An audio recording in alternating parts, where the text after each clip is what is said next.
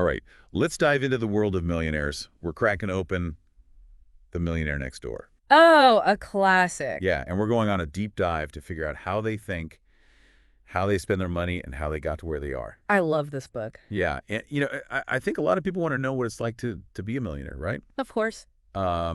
This book is packed with research surveys, interviews with actual millionaires. Decades word. Decades worth. Yeah. So you're going to uncover some secrets and maybe bust some myths along the way. Definitely some myths.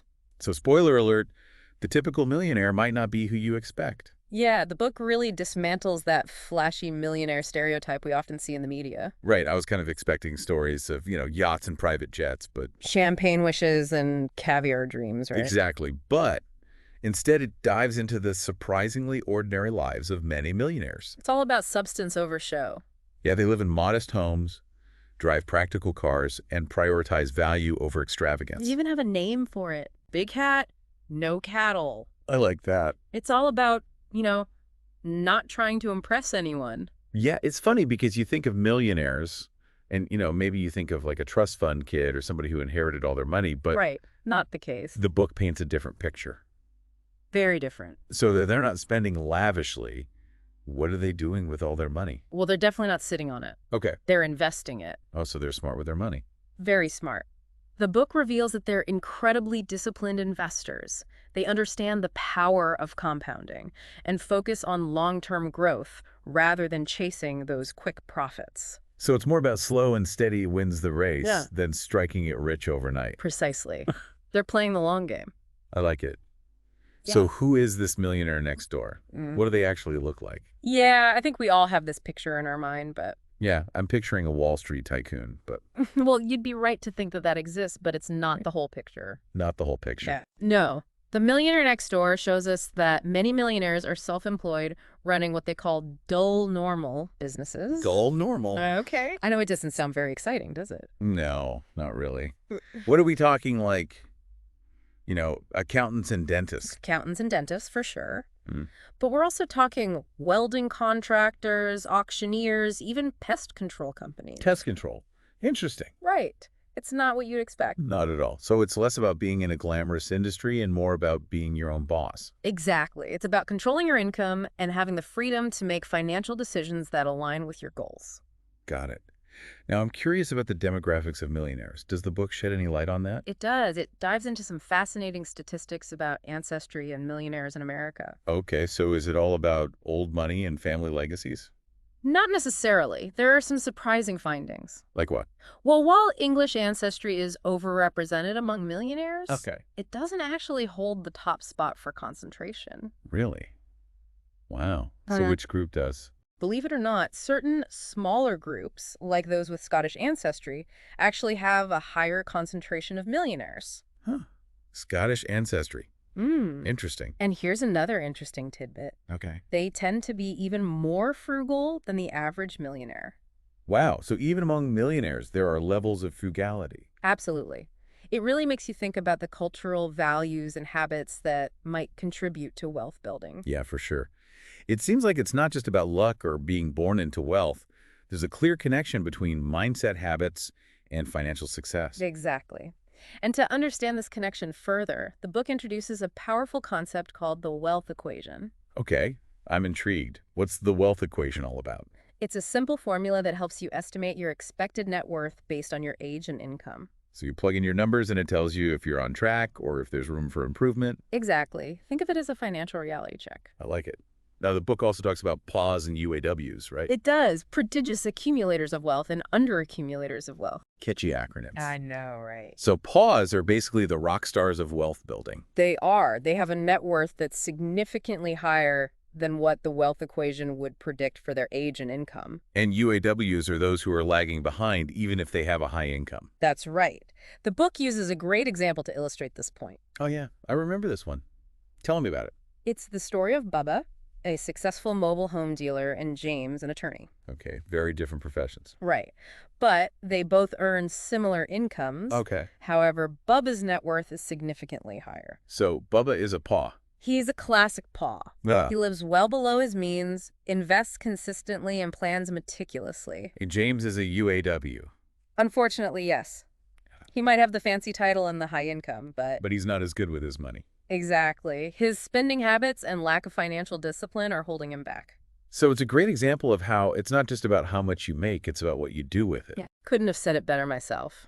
It's about developing those paw habits that lead to lasting financial success. All right, so we've talked about who millionaires are and how they think about money, but let's get into the nitty-gritty. How do they actually spend their money? Oh, this is where it gets really interesting. You'd think people with so much money would be spending it left and right, Yeah, but I'm ready for some surprises. get ready because their spending habits might shock you.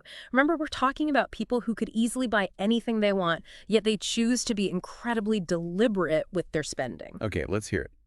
What are some of these surprising spending habits? Okay, are you ready for this? Most millionaires never spend more than $399 on a suit. Seriously, suits under $400, I would guess thousands. Right. It's mind-blowing. And it's not just suits. They're price-sensitive in areas like watches and cars, too. So they're not trying to impress anyone with flashy brands. Nope. They value quality and practicality over status symbols. So they're not afraid to bargain hunt and look for good deals. Absolutely. But here's the twist. While they're careful about everyday expenses, they're actually willing to spend more on services that help them control their consumption, like financial planning. Oh, that's interesting. So they recognize the value of expert guidance when it comes to managing their money. Exactly. They're frugal but strategic. They know when to invest in expert help to maximize their financial well-being. Got it. And the book gives an example of this, right? Yes. They talk about Mrs. Rule, a successful auctioneer who diligently budgets every dollar despite having a fluctuating income. Okay, so she's got that planning mindset. Oh, absolutely. She understands that budgeting isn't just about restricting spending. It's about gaining control over your finances and ensuring that your money is working for you. I like that. Now, one thing I'm really curious about is how actively millionaires trade stocks. Are they constantly buying and selling to try to make a quick buck? That's a great question. You know, you might think that, but actually most millionaires are surprisingly long-term investors. They don't get caught up in the day-to-day fluctuations of the market. They do their research, choose investments that align with their goals, and then hold on to them for years. So they're patient and disciplined. Exactly. They understand that building wealth takes time. Makes sense. Okay, so we've covered a lot of ground, but there's one more topic I want to touch on before we wrap up this part of our deep dive. Okay, what is it? Economic outpatient care, or EOC. Ah, yes. This is a really important concept. So for those who haven't read the book, what is EOC and why is it so important? EOC refers to the significant financial support that some parents give their adult children. Okay, I can see how that could be relevant to our discussion. Right. This could be anything from paying for college tuition and helping with the down payment on a house to even covering everyday expenses. So it sounds generous on the surface, but But there's more to it than meets the eye. right, I'm sensing there might be some downsides. There can be. The book argues that while well-intentioned, EOC can have unintended consequences for both the giver and the receiver. Okay, I'm listening. It can create a cycle of dependence, stifle financial independence, and even distort one's perception of wealth. So it's not just about handing out money. It's about understanding the potential long-term impact of those financial decisions. Precisely. It raises important questions about enabling versus empowering. Yeah, it makes you think about how we can best support our children's financial well-being without hindering their growth. Exactly. It's a delicate balance. This deep dive is already packed with insights, and I feel like we're just scratching the surface. We've only just begun our journey through the world of the millionaire next door. I'm excited to keep going.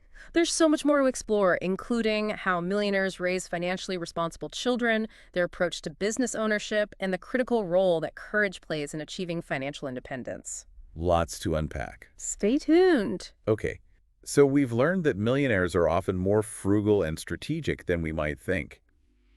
But I'm curious about their views on business ownership. You'd think they'd be all about encouraging their kids to follow in their entrepreneurial footsteps, right? It's interesting because the book actually reveals a surprising piece of advice that many millionaire business owners give their children. Don't tell me they actually discourage their kids from starting businesses. You guessed it. Many of them actually advise their children to pursue professional careers instead. Wow, that's unexpected. Yeah. Why would they steer their kids away from the entrepreneurial path? Well, it all comes down to risk tolerance. Entrepreneurs by nature are comfortable with taking risks. They thrive on the challenge of building something from scratch, but they also deeply understand the inherent uncertainties of the business world. So while they embrace risk themselves, They see professional careers as a more stable option for their children. Exactly. Professions like medicine, law, accounting offer a high earning potential with a perceived lower risk of failure. It's an interesting paradox. Yeah, it challenges our assumptions about entrepreneurs always pushing everyone to be risk takers. Right. It shows a different kind of wisdom, I guess. Yeah. They're not just chasing the entrepreneurial dream, they're thinking about what will provide long-term security and well-being for their children. Yeah. Exactly. Now, even though they might steer their kids toward more traditional paths, The Millionaire Next Door highlights that many millionaires are, in fact, business owners. Right. And it gets pretty specific, even revealing the top 10 most profitable sole proprietorship businesses in America. Okay, I'm all ears. What kind of businesses top the list? Get ready for some variety. The list includes metal practices, oil and gas royalty businesses, and even scrap metal dealers. Scrap metal dealers. Yeah. That's not exactly what comes to mind when I think of millionaire entrepreneurs. I know, right? Yeah. It's a perfect example of how wealth can be found in unexpected places. What might seem mundane or even unglamorous to some can be a gold mine for others. It's a good reminder that success isn't limited to a few elite industries. There are opportunities everywhere if you're willing to look for them. Exactly. But the book also makes it clear that just being in a profitable industry doesn't guarantee success. Right. You could be in the right field, but if you don't manage your finances wisely, you could still end up struggling. So it always comes back to those core principles of frugality, planning, and discipline, no matter what business you're in. Absolutely. It's a powerful reminder that success is about more than just choosing the right career path. It's about developing those essential wealth-building habits that can lead to financial independence. Makes sense. Now, speaking of financial independence, there's a recurring theme in the book that really stands out to me. The importance of courage. Courage. Yeah, how does that tie into building wealth? It's about having the courage to go against the grain, to make tough choices that might not align with societal expectations. It takes courage to be frugal when everyone around you is spending lavishly. Right. It takes courage to resist the temptation to keep up with the Joneses and to prioritize long-term financial goals over immediate gratification. Exactly. It also takes courage to start your own business, to invest in your education, and to pave your own path, even when it feels uncertain. And the book shares some truly inspiring stories of individuals who embody this kind of courage.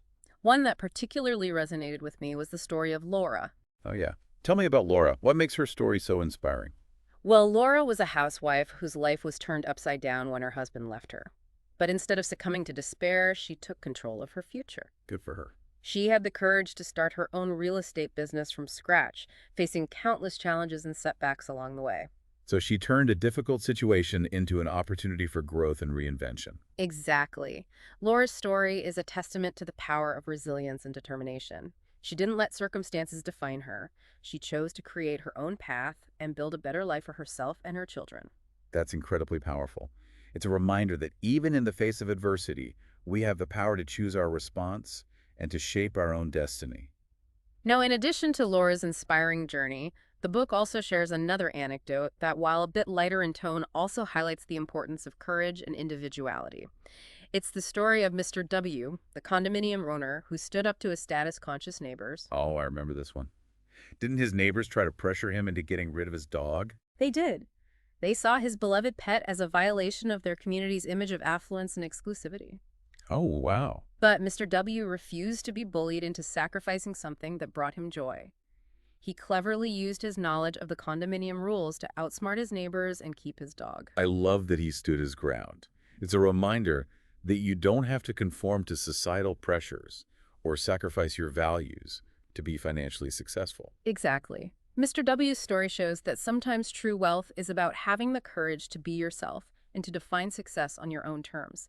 And as we delve deeper into The Millionaire Next Door, I think it's important to emphasize that this book isn't about glorifying wealth or telling people they need to become millionaires to be happy. Right. It's not about aspiring to a certain income level.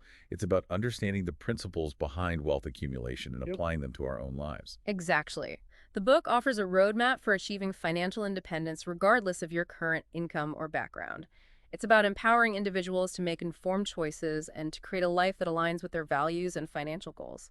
So as we move towards wrapping up our deep dive into The Millionaire Next Door, what are the key takeaways our listeners should keep in mind? Well, first and foremost, the path to building wealth is often paved with frugality, smart planning, and a willingness to delay gratification. It's about developing those paw habits, living below your means, investing wisely, and making time for financial planning. And it's also about recognizing that wealth isn't always what it seems. Yeah. The millionaire next door might be your unassuming neighbor, not the flashy celebrity splashed across the tabloids. And it's about having the courage to define success on your own terms, to embrace your values, and to create a life that reflects your unique vision of financial well-being. It's been really interesting unpacking the millionaire next door.